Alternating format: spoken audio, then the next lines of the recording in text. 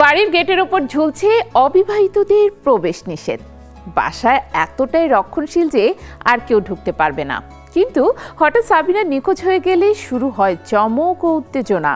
সাবেক প্রেমিক রনি ব্ল্যাকমেল করছে। স্ত্রীর পাশে দাঁড়াতে গিয়ে আবুল বাশারের মজার, সাহসী ও হাস্যরসের গল্প দর্শকদের মন কাড়বে।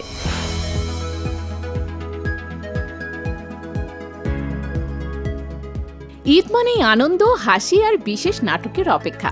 এই ঈদে দর্শকদের জন্য হাজির হচ্ছে অবিবাহিতদের প্রবেশ নিষেধ।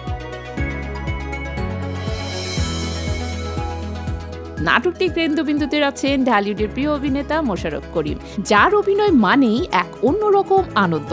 তার বিপরীতে মঞ্চে দেখা যাবে জনপ্রিয় অভিনেত্রী তানহা তাসনিয়াকে, যিনি নাটকটির আরও জীবন্ত করে তুলেছেন। নাটকটি রচনা করেছেন শামীম শিকদার এবং পরিচালনা করেছেন সোহেল হাসান। গল্পটি আবর্তিত হয়েছে মধ্যবয়সী প্রবাস ফেরত আবুল বাশারের চারপাশে। দীর্ঘদিন বিদেশে থাকার কারণে সময় মতো বিয়ে করতে পারেননি তিনি।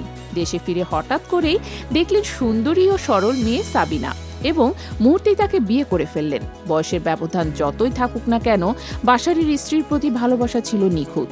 তবে সেই ভালোবাসায় এক পর্যায়ে রূপ নেয় অতিরিক্ত রক্ষণশীলতায়। বাসায় স্ত্রীর ওপর নিজের চোখ রাখতেই চান। বাড়ির আশেপাশে কোনো অবিবাহিত পুরুষকে দেখতে চাইছেন না।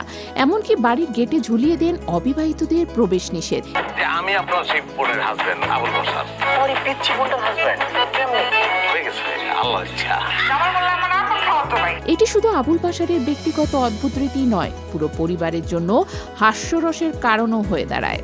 কিন্তু গল্পের রং তখনই পরিবর্তিত হয় যখন একদিন হঠাৎ সাবিনা নিখোঁজ হয়ে যায়। দ্রুতই বোঝা যায় সাবিনার সাবেক প্রেমিক রনি পুরনো ছবি ও ভিডিও দিয়ে তাকে ব্ল্যাকমেল করছে। এই পরিস্থিতিতে আবুল বাশার ছাড়েননি স্ত্রীর পাশে দাঁড়ানো। অতীত ভুলে তিনি সাহসিকতার সঙ্গে এগিয়ে যান তাকে উদ্ধার করার জন্য। নাটকটি কেবল হাস্যরসে সীমাবদ্ধ নয়, এখানে ভালোবাসা, সন্দেহ, আবেগ ও দাম্পত্য জীবনের নানা দিক সুন্দরভাবে মিশে আছে।